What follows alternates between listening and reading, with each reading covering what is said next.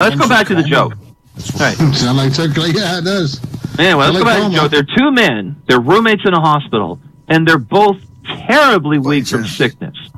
Absolutely, they're just absolutely sick, right? And they're unable to speak for weeks. And finally, one man says to the other, he says, "American," because he wants to have some kind of conversation. He's just reaching out, right? And his roommate, about an hour later, he struggles the strength to reply, "Canadian." Now they know, oh, one of them's American, one's Canadian, right? And finally a week goes by and the man says, very weakly, his first name, Danny, right? And then the roommate, he struggles up the strength to reply, Phil. Now they know each other's names. And then he decides to share something else, and the first man utters, cancer. And the other one, he takes about an hour and he replies back, Virgo. Get it? Cancer, Virgo. Okay. Okay, now with that, how about we hand things off to Randy? Randy, you got some stuff for us? Please say it. I do. All right, Randy, get up here and make us laugh, please. All right, ladies and gentlemen, you're calling me Randy. I don't understand this, but it's okay. I'm Lauren Wayland, or I hope at least a reasonable facsimile, although Lauren was a human and I'm a drow, and drow are far superior. At any rate, I want you to know it's open mic, and at any time, when I go over my bounds, if I go too long, just cut me off. I'll finish off one last joke and I'll leave the stage.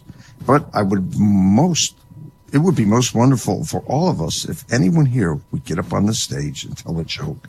Absolutely. If anyone has a joke, just speak up and tell me or Thinkerer or anyone else that happens to be up saying you want to tell a joke, and we'll let you tell it. Absolutely.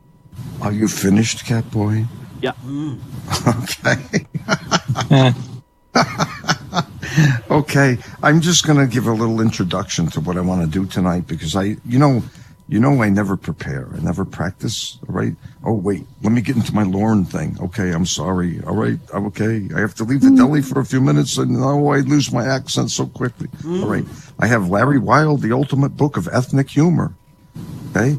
And I can tell you there's Arab, Black, Chinese, English, Eskimo, French, German, Indian, Irish, Italian, Japanese, Jewish, Mexican, Polish, Puerto Rican, Russian, and Scottish. So that's one book I can read for you.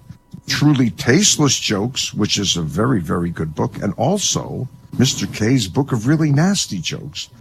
Everyone seemed to enjoy the last time I read it. So I'll leave the pick to you people. Truly Tasteless Jokes, nasty jokes, or ethnic humor, and pick an ethnicity. Oh, I think ethnic humor is just going to fit your outfit. Yeah, I think so. Okay. Well, in that case, Chinese. Sure, why not? China's a hot topic right now. You like. Yeah. Well, Arab, Black, Chinese, English, Eskimo, French, German. Some of each, then. You pick. I'm just reading. It's okay. You pick. I want to hear Chinese jokes.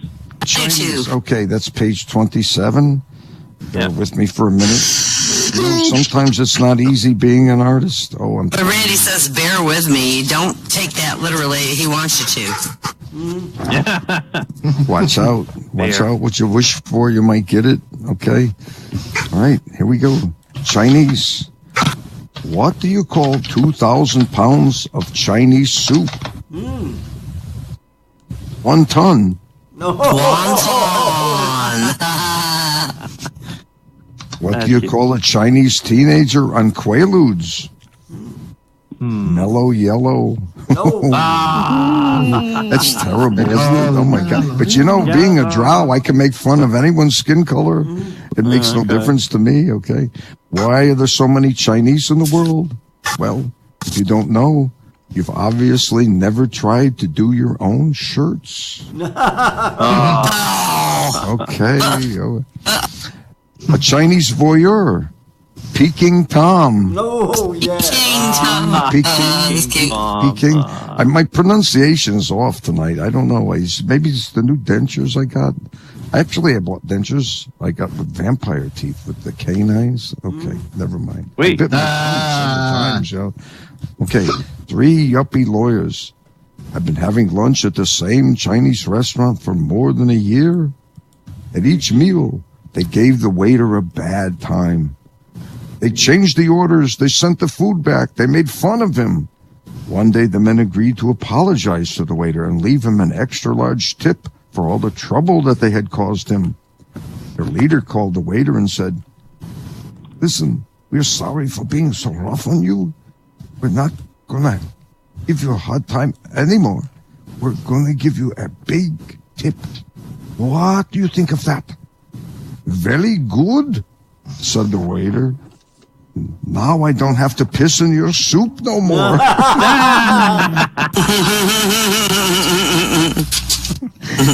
Oh, I like that one myself. Oh, well, when you own a deli, but it's all takeout, so they can't blame me. Once they they walk down the street, they eat it, they get sick.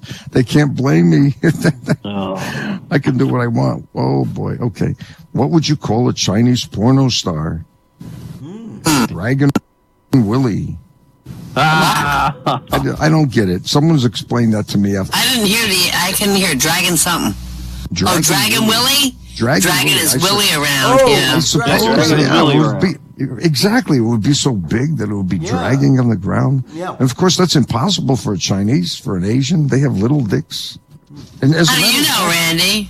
Yeah, did you get it? I know these things because I have a book on male anatomy, which I will read from. I will interrupt the other book. All right. That's okay. Chinese men. Oh my goodness, I'm sorry. I didn't mean to offend. And Anarchy knows. She knows. I know what size they are. Well, I'm very sorry, my dear. I didn't mean to offend you. I'm not here to offend. In fact, all comedy, when it comes to ethnic jokes or whatever, is just comedy. It's just fun. So I have a little story about male anatomy.